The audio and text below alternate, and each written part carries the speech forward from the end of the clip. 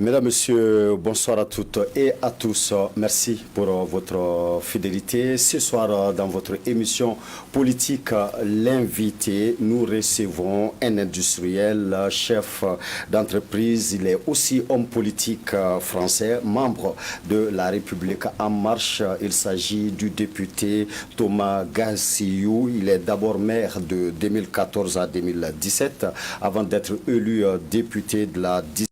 Un groupe à taille plus modeste, où vraiment on a la possibilité d'échanger et d'agir de manière plus souple. Est-ce qu'il vous arrive souvent de dire non à la position en fait, du groupe de la République En Marche? Alors, on a souvent des discussions assez houleuses. Par exemple, ces derniers jours, on a voté le projet de loi pour l'état d'urgence sanitaire. Le gouvernement nous a demandé des pouvoirs particuliers pour être en mesure de prendre des décisions très rapides dans le cadre de la crise sanitaire qui traverse notre pays.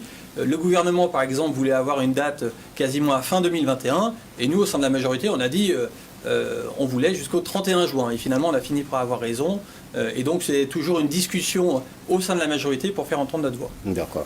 Alors, M. Gassiyou, ce soir, nous allons parler principalement de la présence militaire française dans le Sahel et au Mali. Alors, pour un rappel, de 2013 à 2015, la France a collaboré avec le MNLA en termes d'équipement, de formation, d'argent. C'est vrai, vous n'étiez pas encore député à l'époque, mais vous étiez maire. Et l'État est une continuité.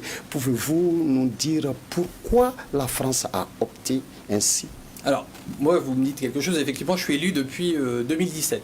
Et moi, ma vision de notre action depuis 2013, c'est une intervention demandée par les autorités maliennes de l'époque. On le rappelle, hein, ils avaient une colonne de djihadistes qui filaient tout droit vers Bamako, avec un risque de semer le désordre très profondément dans le pays. Et à l'époque, les autorités maliennes ont appelé au secours la France en disant voilà, venez, intervenez. C'est le président Hollande qui était alors au pouvoir en France. C'est pas un président, moi, à titre personnel, que je soutenais, mais pour le coup, je soutiens cette intervention, cette réponse aux demandes des autorités maliennes, parce qu'on a une grande histoire entre nous, parce que nous, au Sahel, on a 15 000 Français qui vivent sur place, on a énormément de Maliens, plusieurs centaines de milliers de Maliens qui vivent en France, et donc nos histoires sont liées, et donc on a répondu favorablement à cette situation avec l'opération Serval, qui a permis de mettre en place très rapidement une force, et de reconquérir le pays aux côtés des forces armées maliennes, de libérer de libérer finalement ce pays qui était aux mains des djihadistes sur toute sa partie nord. Et je crois qu'à l'époque, cette intervention a été vraiment salutaire pour le Mali. Alors aujourd'hui, quand même, vous êtes au niveau de la commission permanente défense et puis forces armées de l'Assemblée nationale française. Et il n'y a plus de coopération aujourd'hui entre la France et un groupe armé? Ah bah non, aujourd'hui la France est aux côtés de l'État malien et des États du Sahel pour, d'une part, intervenir militairement à la demande des États sahéliens, qui d'ailleurs se sont constitués autour du G5 Sahel, mais également participer à la montée en puissance des armées sahéliennes, dans l'espoir un jour de ne plus être nécessaire sur place. Et puis, il faut le rappeler, il y a deux autres piliers également de notre présence. C'est non seulement les politiques de développement, puisqu'on pense qu'on pourra gagner la guerre que si on arrive à apporter des services minimums à l'ensemble de la population, et puis le retour de l'État, qui me semble extrêmement important pour que chaque personne ait un rapport réconcilié avec l'État et se sente pleinement appartenir à un État-nation. D'accord. Alors justement, parce que les Maliens ne comprennent pas toujours qu'il y ait sur le territoire malien une position quand même ambiguë de la France, parce que les groupes armés qui avaient demandé l'autonomie, l'indépendance à un moment donné, alors sont presque chacun dans une zone bien déterminée. Par exemple, Ménaka, on a le Gacha, on a le MSA. Kidal, par exemple, on a le MNLA. Et on a vu l'armée française, les Barkhane, participer même à des patrouilles mixtes aux côtés du Gacha, du MSA et des FAMA. Au même moment, l'armée malienne ne peut pas aller à Kidal. Les cas Kidal, les Maliens n'arrivent vraiment pas à le comprendre. Quelle explication vous pouvez donner aux Maliens ce soir? Pourquoi notre armée, notre administration ne peut pas s'y rendre? Alors, pour moi, il n'y a aucune ambiguïté. Encore une fois, la France intervient à la demande des autorités maliennes, et d'ailleurs n'est pas seule, puisqu'on a 13 000 soldats de la MINUSMA, si vous le souhaitez, on pourra en reparler, et on a également des forces européennes qui qui interviennent de manière importante sur place dans le cadre de l'EUTM, de Takuba, de Cap. Et puis on a un soutien précieux également d'autres alliés, par exemple les États-Unis d'Amérique, qui apportent beaucoup d'appui, notamment en matière de renseignement. Et donc la France combat aux côtés de ses alliés et de l'armée malienne. Pour autant, je crois qu'en 2015, un accord de paix et de réconciliation a été signé à Alger, avec des groupes armés signataires.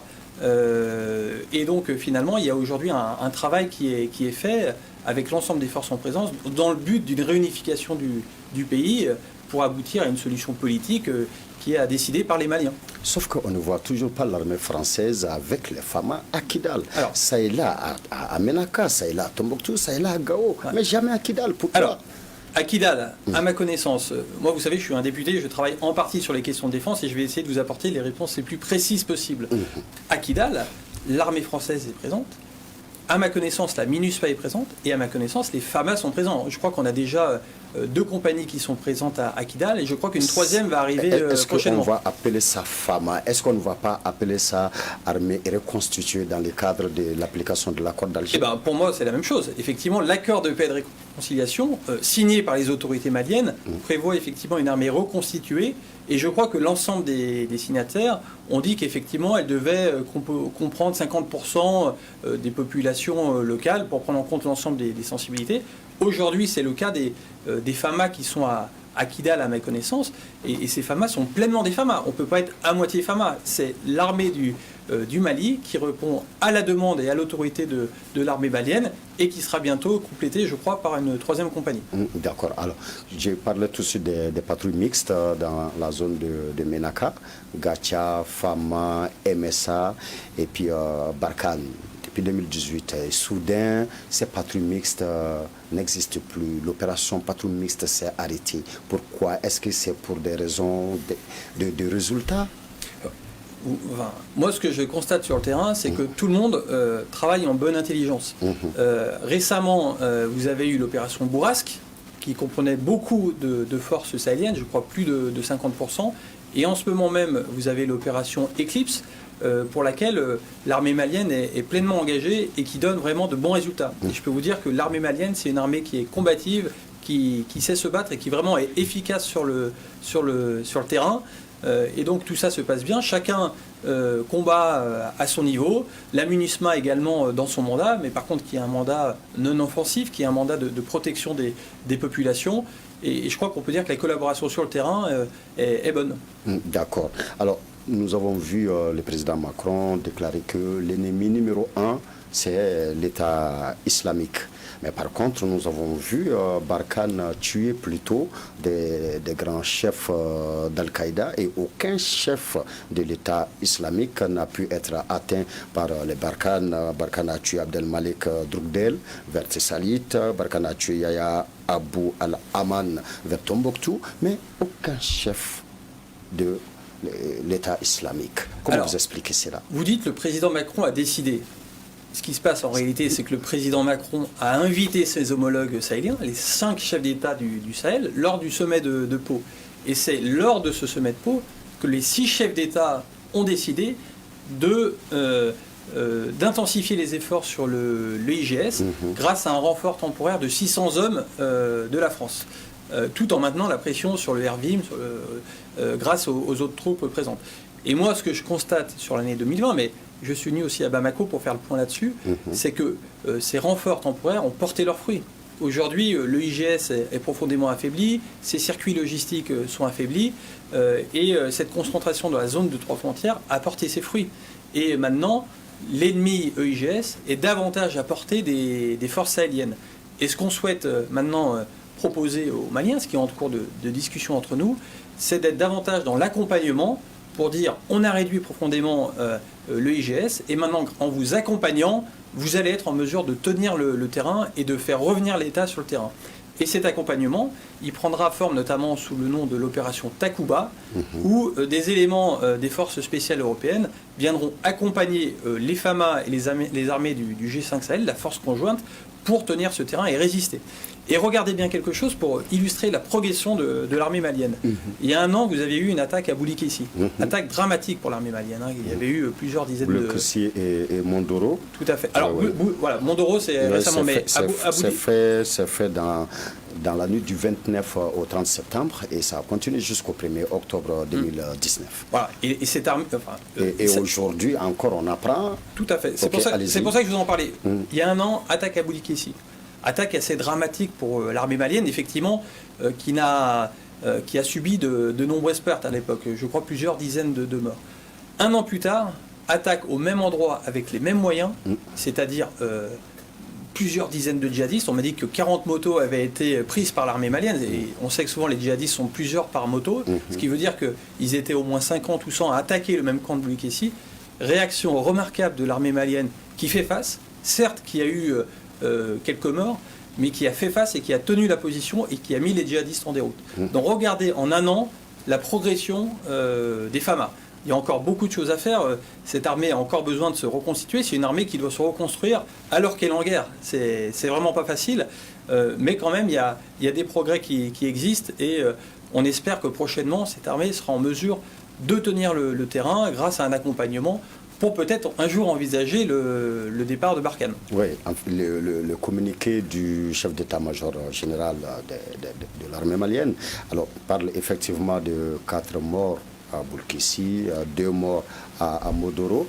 Et dans ce communiqué, on salue la promptitude dans le renfort, dans le renfort de Barkhane. Ce qui n'a pas eu lieu en 2019, par exemple, au cas de l'attaque d'Indeliman. D'Indeliman, quand même, qui est un camp hyper stratégique, un camp qui a été fondé par Barkhane et par MINUSMA et attaqué peu avant midi. Et les renforts ne viennent que fin après-midi. Et faisant, du coup, 53-54 morts côté malien. Le cas a été complètement détruit, abandonné un bon moment. Comment vous pouvez expliquer cela? Parce que pour beaucoup de Maliens, cela est inexplicable avec tous les moyens dont dispose l'armée française, qui est 7 heures, 8 heures, voire 10 heures sans voir l'intervention. Non mais... Plusieurs choses. Déjà, les djihadistes sont des ennemis redoutables, qui ont une technique d'attaque et qui, quand ils attaquent les camps, la première chose qu'ils visent, ce sont les postes de transmission, pour être en mesure de couper totalement les éléments locaux. Et donc, dans le cas d'espèces que vous citez, je pense qu'il faudrait regarder les choses de près, mais je suis à peu près persuadé que ça s'est passé ainsi, et que finalement, c'est un soldat, peut-être avec un téléphone au bout d'un certain temps, qui a réussi à donner l'alerte.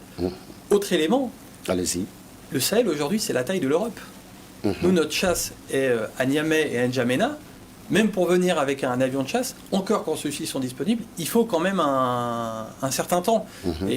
Donc c'est ce qui peut expliquer un délai, puisque nos avions de chasse servent parfois à d'autres missions et vous ne pouvez pas, le temps qu'ils arrivent, ça prend parfois un certain temps.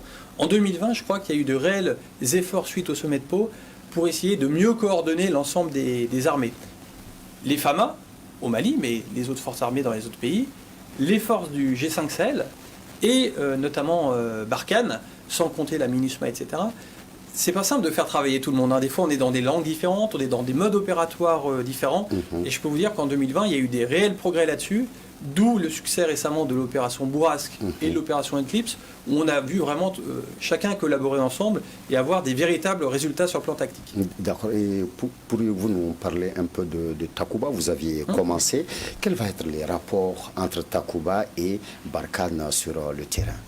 Alors, comment les choses vont se passer? Alors, Takuba, l'idée, c'est d'accompagner les soldats maliens au combat, de leur proposer, encore une fois. Puisqu'on a remarqué souvent qu'il ne manquait pas grand-chose, souvent pour l'emporter. Peut-être ce qui s'est passé entre Boulikessi il y a un an et Boulikessi encore la nuit dernière, c'est simplement la réaction des premières secondes. Quand vous avez 100 personnes qui vous foncent dessus armées, vous pouvez avoir un sentiment de sidération et partir si vous n'êtes pas bien préparé psychologiquement. Simplement le fait d'avoir confiance en soi et de dire ces djihadistes, on va leur tenir, on est organisé, ça change tout. Et souvent, il ne manque pas grand-chose pour que l'armée malienne soit vraiment une armée de très bon niveau, sachant qu'elle est énormément progressé. Et donc le but de Takuba, c'est d'avoir des éléments des forces spéciales donc, insérés au sein des armées sahéliennes, et notamment de l'armée malienne, pour l'accompagner au combat et aussi être en mesure d'avoir une collaboration plus fine avec les forces aériennes. Puisque quand on veut par exemple faire des frappes depuis les airs, ça demande quand même une technicité assez fine pour guider la cible. Vous avez besoin de contrôleurs aériens au sol. Et donc Takuba, ça sera cette capacité à accompagner, à être embarqué avec les forces maliennes pour finalement leur donner l'avantage décisif pour remporter les batailles. D'accord. Et finalement, la France au Mali n'est vue que sur le plan militaire aujourd'hui. Depuis 8 ans, la situation n'évolue pas. Et pour les Maliens, alors la France a un autre agenda ici, a d'autres intérêts au Mali. Alors, qu'est-ce qui pousse la France à vouloir être dans le Sahel, au Mali? Pour quel intérêt? Alors, déjà, je ne peux pas vous laisser dire que la France n'est présente que militairement au Mali. Notre histoire, c'est une longue histoire. J'ai dit visible. Visible. La France est visible aujourd'hui, de nos jours. Sinon, on sait, il y a l'aide au développement, il y a la coopération, il y a beaucoup de choses entre la France et le Mali. Il y a des lycées français, il y a une coopération culturelle. Ce soir, j'ai mangé dans un restaurant tenu par des Français, où j'ai échangé avec beaucoup de Maliens. Il y avait une très bonne ambiance. Vous avez des très belles entreprises françaises ici, oui. Et plusieurs centaines de milliers de Maliens en France qui sont partie intégrante. Mais les Maliens lambda ne voient la France aujourd'hui que sur le plan militaire. Vous pouvez en être sûr. Et cette coopération militaire, elle est décriée. Le 20 janvier, il y a eu même une marche qui a été dispersée, une marche contre la présence de l'armée française au Mali. Et il y avait comme question de fond la problématique de l'intérêt ou des intérêts de la France.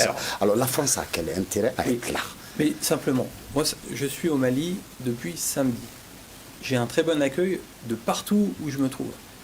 Il y a peut-être parfois un discours anti-français de certains qui cherchent à profiter de la situation, que ce soit des individus pour gagner un peu sur le plan politique, ou même des États qui sont parfois des États adverses à la France. Vous voyez parfaitement de qui on peut parler. Donc il y a un discours parfois anti-français, mais moi je ne ressens pas du tout ce sentiment anti-français. J'ai été dans Bamako là, depuis 2 jours, j'ai toujours été très bien accueilli. Par contre, effectivement, il y a une situation qui est complexe parfois à expliquer.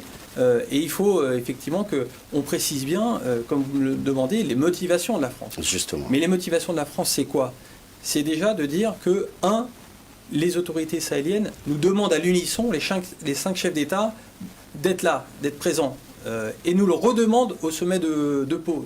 Ils ont réaffirmé la demande auprès des autorités françaises. La deuxième raison, c'est qu'on a 15 000 Français qui habitent dans la zone sahélienne. Et à Bamako, je crois que vous avez 8000 Français qui habitent là, qui sont aussi de nos ressortissants, des gens à protéger, sans compter l'ensemble des Européens. Et malheureusement, les Européens n'auraient pas les moyens d'évacuer tous les Européens si il y avait le pays qui chavirait. Et donc, on est demandé par les États sahéliens. On a 15 000 Français sur la zone et beaucoup plus d'Européens. Et enfin, on a une amitié historique entre la France et les pays sahéliens. Voilà, la France a une certaine responsabilité sur zone. Et donc, quand on nous appelle à l'aide, on vient. D'accord. Alors, cette situation n'est pas qu'au Mali seulement, M. Gassiyou. Au sein de l'hémicycle, chez vous, il y a les débats par rapport au retrait des forces françaises du Sahel dans l'opinion nationale française. Alors, c'est la dégringolade, on peut dire d'une certaine manière, par rapport à l'approbation de l'intervention militaire française. Quand Hollande arrivait en 2013, alors, l'opinion nationale française était presque à 70% favorable à cette intervention.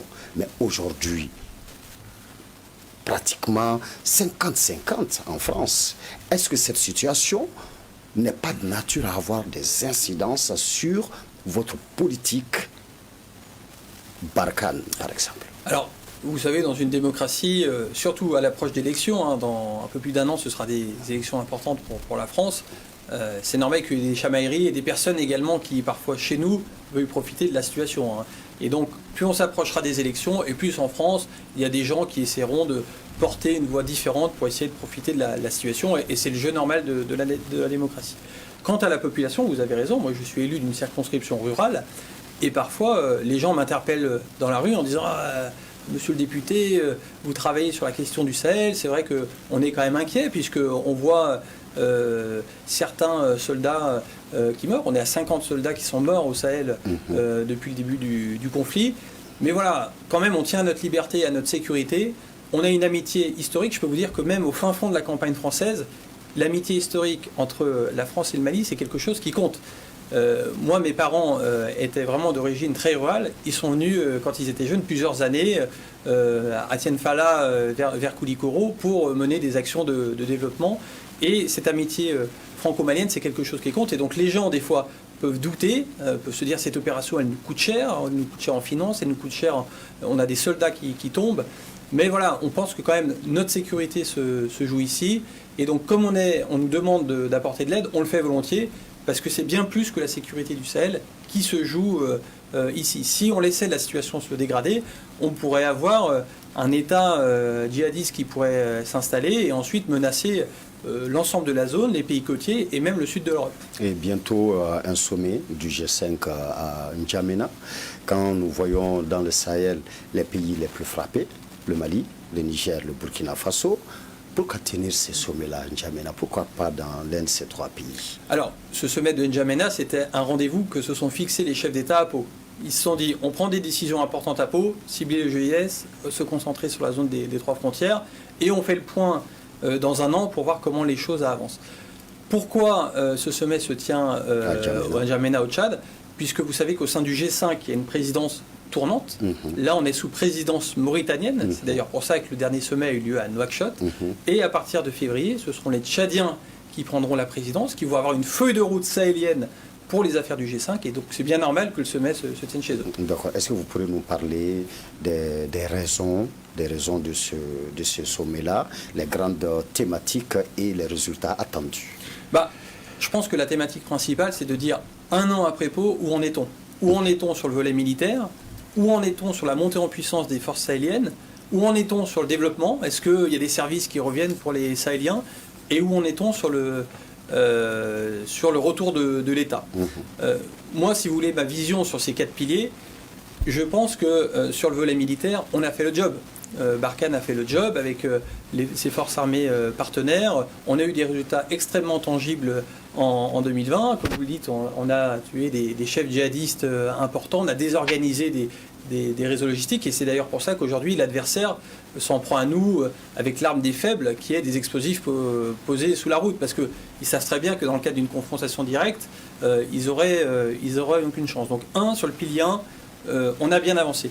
Sur le pilier 2, qui est celui du renforcement des capacités militaires sahéliennes, il y a eu des progrès, on parlait de Boulikessi, mais clairement, il y a encore du chemin à parcourir pour que les armées sahéliennes soient parfaitement efficaces et en mesure d'assurer seules leur sécurité. Et je peux vous dire que la France n'a qu'un seul souhait, c'est que les Sahéliens soient autonomes pour qu'elle n'ait plus besoin de répondre à l'aide, puisque c'est une opération quand même qui est coûteuse pour nous, et pendant qu'on est ici au Sahel, on n'est pas ailleurs. Donc il y a du progrès à faire encore sur les armées sahéliennes, bien qu'elles aient énormément progressé, et notamment les FAMA sont vraiment des soldats courageux quand ils l'ont montré à de nombreux égards. Ensuite, sur le développement et sur le renfort, sur le retour de l'État, sur le développement, il y a eu énormément d'argent qui a été investi, mais effectivement, il faut s'assurer que cet argent arrive bien auprès des demandeurs et soit utilisé correctement. Et donc là, il y a une meilleure coordination qui va se mettre en place à l'échelle du G5 Sahel pour être sûr que ce qu'on déploie correspond aux besoins.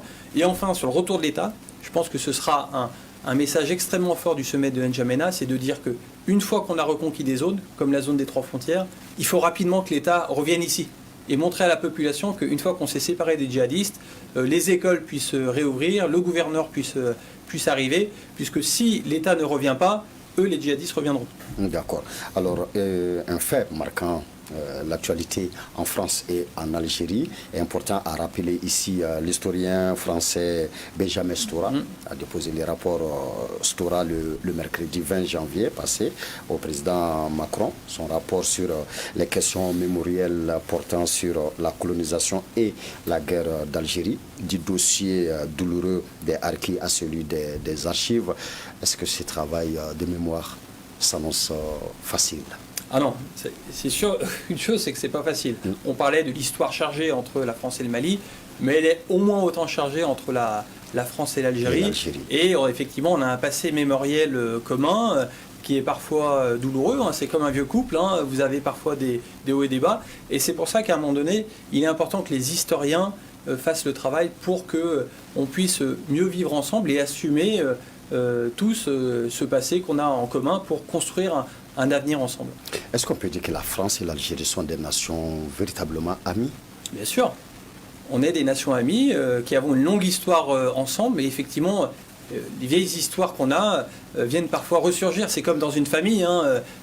Parfois, quand vous avez des décisions à prendre, on vous redit « Ah, mais il y a 20 ans, quand j'étais ton petit frère, tu m'as maltraité, donc maintenant cette histoire ressurgit. » Eh bien, le rapport de la France et de l'Algérie, c'est un peu ça. On a connu des histoires, des hauts et des bas ensemble, et parfois cette histoire, parfois un peu douloureuse, remonte à la surface. Et c'est pour ça qu'il est important de bien aplanir les choses et de montrer qu'on veut tous ensemble progresser sereinement vers l'avenir. Parce qu'on a l'impression que le Mali, particulièrement, devient un terrain de guerre entre la France et l'Algérie. Parce que quand on parle de l'accord d'Alger, ça nous renvoie à l'Algérie. Quand on parle de Barkhane, ça nous renvoie en France. Alors, qu'est-ce qui se passe, par exemple, pour qu'on n'aille pas vers une collaboration très étroite entre l'Algérie et la France? On n'entend jamais parler d'Algérie côté opérationnel. Si après Barkhane, il y a eu l'accord d'Alger... On parle de Takuba, hein, c'est l'Europe qui vient, alors qu'il y a l'Algérie toute puissante à côté. Mais, on n'en parle pas, pourquoi? Mais si après Barkhane, il y a eu l'accord d'Alger, c'est bien qu'il y ait une certaine collaboration entre les pays pour essayer de trouver des solutions communes. Mais la question que vous me posez, en réalité, il faudra la poser à l'Algérie. Pourquoi l'Algérie ne s'implique pas davantage pour la résolution? Qu'est-ce que la France a fait aussi pour que l'Algérie s'implique? Eh ben, nous, on a des canaux diplomatiques. Le président Macron, je crois, doit retourner bientôt en Algérie pour avoir cette discussion. Vous savez que l'Algérie aussi a connu des péripéties ces derniers mois, ces dernières années, et donc a aussi des choses à régler dans ses propres frontières avant de s'occuper des voisins. Mais moi, je peux vous dire une seule chose, c'est que on a envie de bien faire avec l'Algérie et on souhaite que l'Algérie s'implique parce qu'elle est un des éléments de la résolution de ce conflit. D'accord. Alors notre interview arrive presque à terme. Une dernière question. Quel message avez-vous à l'endroit des Maliens? Quel message avez-vous à l'endroit des Maliens pour qu'ils puissent voir la France autrement? Alors, ce que je voudrais leur dire aux Maliens, déjà, c'est les remercier pour leur accueil. Parce que moi, ça fait la 3e fois que je viens au Mali, et à chaque fois, je suis très bien accueilli, et je trouve des personnes avec qui je trouve que le Malien a une capacité d'accueil qui est extrêmement importante, et donc je voudrais déjà les remercier. Et dire aux Maliens également qu'ils ont un très beau pays, qu'il y a des ressources, qui est en mesure de nourrir sa population. Le Niger, c'est une grande ressource. Alors certes, le Mali est un pays enclavé, n'a pas accès à la côte, mais c'est un petit handicap. Mais le Mali a tellement d'autres ressources. Et donc, moi, ce que je souhaiterais, c'est que finalement, le Mali soit en mesure de retrouver la concorde pour bâtir la paix et le développement. Et la France sera toujours à ses côtés pour l'aider à surmonter toutes ces difficultés et bâtir un avenir tous ensemble, parce que notre destin vraiment est lié. D'accord. Monsieur Gassioud, merci. Merci d'avoir répondu à notre invitation et merci à vous d'avoir répondu à nos questions. Mesdames, Messieurs, c'était votre émission politique, l'invité, comme je le disais, qui recevait ce soir le député français Thomas Gassiou. Il est membre du parti La République En Marche et membre du groupe Agir Ensemble au sein de l'Assemblée nationale française et toujours au niveau de l'Assemblée française, il est membre de la commission permanente Forces de sécurité et défense. C'est ça. Forces armées et défense. Alors, mesdames, messieurs, merci à toutes et à tous de nous avoir suivis. Nous nous retrouvons dimanche prochain pour d'autres débats politiques. Passez une excellente semaine de travail. Merci.